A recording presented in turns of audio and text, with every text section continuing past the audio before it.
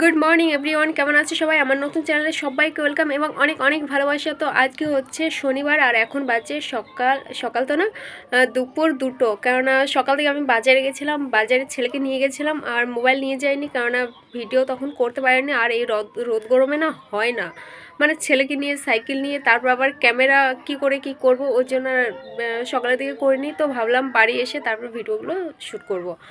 তো একটু আগে বাড়ি আসলাম, এসে পরে রিলস বানালাম, আপলোড করে দিলাম, তারপর এই যে শুরু করে দিলাম ভিডিও করা।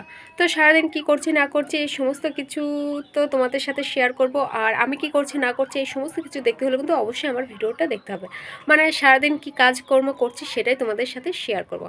তো চলো আমার ভিডিও দেখতে থাকো এবং আমার সঙ্গে থাকো। তো দুপুরে ফাঁক বুঝে এখানে বসে গেছি ব্লাউজ কাটিং করতে। তো তোমাদের আগের ভিডিওতে বলা হয়েছিল যে আমার আরেকটা ব্লাউজ আছে, তো সেটা কাটিং করতে হবে। তো সেটাই এই যে আজকে করছি। তো এটা হয়ে গেলে তারপর আমার নিজের যে সমস্ত কাজবাজগুলো আছে সেটা করতে হবে। কাজবাজ বলতে কি, আমার যে সমস্ত জিনিস তৈরি করা হয়নি আর কি, সেগুলোই করব। তো ওর জিনিস করতে গিয়ে না নিজের জিনিস আর হয় না। তো কবে থেকেই ভাবছিলাম যে ছেলের দুটো জামা তৈরি করে দেবো। তো ছেলে কান্নাকাটি করছে, তো ছেলের জামা প্যান্ট করাই হয় না। তো ভাবছিলাম এগুলো আজ বা কালকের মধ্যে কমপ্লিট করে তারপর ছেলের জামা কাপড় নিয়ে বসে পড়বো। কেননা ও ছোট বাচ্চা মানুষ, এইদিকে ও কান্নাবান্নাও করছে আর ভালোও লাগছে না। কেননা অনেক দিন ভাবছি যে ছেলের জামা কাপড় তৈরি করব, কিন্তু পারছি না, কি করব। তো ভাবছি এর মধ্যেই যতই ব্যস্ত থাকি না কেন এর মধ্যেই একটু তৈরি করে নেব। তারপর আমার কাজবাজ শেষ হয়ে গেলে একটু দাঁড়িয়ে দাঁড়িয়ে দেখছিলাম ছেলে ওইদিকে খেলা করছিল। ছেলে খেলা করতে বলে বনরাবণ হয়ে গেছিলো মাটি ঠাটি মেখে, তো সেটাই দেখছিলাম। তো এইদিকে কারেন্টটাও চলে গেছিলো, ওই জন্য একটু দাঁড়িয়ে ছিলাম। তো কারেন্টটা আসলে ভাবছিলাম যে আবার একটু বসে পড়বো। তো আমাদের বাড়ি না একটু কারেন্টের খুবই ডিস্টার্ব করছে।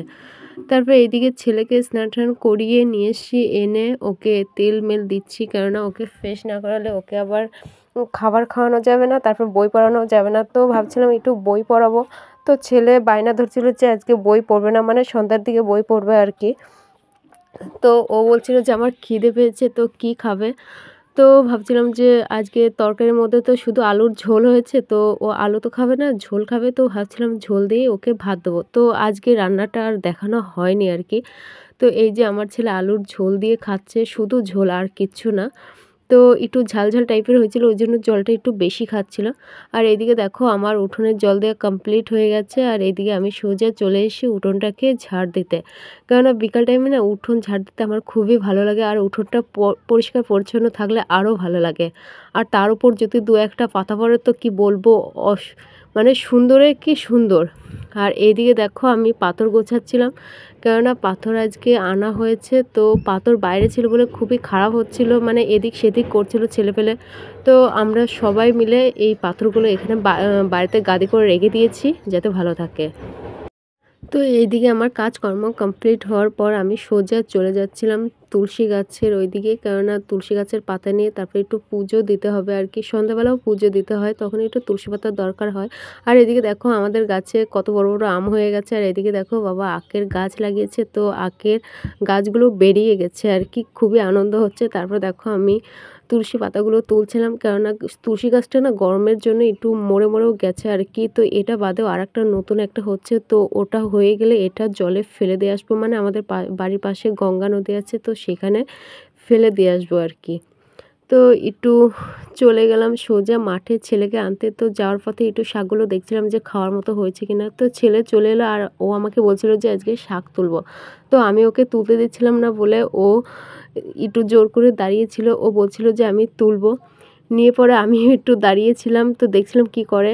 তারপর তো আমাদের খাওয়া দাওয়া কমপ্লিট। তো তোমাদেরকে আর বেশি কিছু দেখাতে পারলাম না, কেননা আজকে আলু সেদ্ধ ভাত, ওই জন্য আর দেখালাম না। তো ছেলেকে ঘুম পাড়িয়ে আমি নিজেও ঘুমিয়ে গেছিলাম। তারপর ঘুম থেকে উঠে কিছু ব্লাউজ ছিল, তো তোমাদের তো দেখালাম যে কাটাকাটি করছিলাম, তো সেগুলো সেলাই করলাম, অর্ধেক করে রেখে দিয়েছি আর অর্ধেক ভোরের দিকে উঠে করতে হবে আর কি। তো তারপর আমাদের বাড়ি কারেন্ট একটু ডিস্টার্ব করছে। ডিস্টার্ব বলতে কি আমাদের বাড়ি করছে আর কারোর বাড়ি না। তো ওই জন্য আর ঠিকঠাক করে ভিডিও করতে পারছি না। তো এখন বাজে রাত ওই 12টা এরকমই বাজবে। 12টায় দেখে এলাম, 12টায় বাজবে। তো যাই হোক, আর বেশি দেরি করব না। তো আজকের মতন এই পর্যন্তই। তো তোমাদের সঙ্গে আবার দেখা হচ্ছে নতুন একটি ভিডিও নিয়ে। ততক্ষণ তোমরা ভালো থাকবে, সুস্থ থাকবে এবং সাবধানে থাকবে। আর আমার ভিডিও যদি ভালো লেগে থাকে তো অবশ্যই লাইক, কমেন্ট, শেয়ার এবং সাবস্ক্রাইব করতে একেবারে ভুলো না। তো চলো।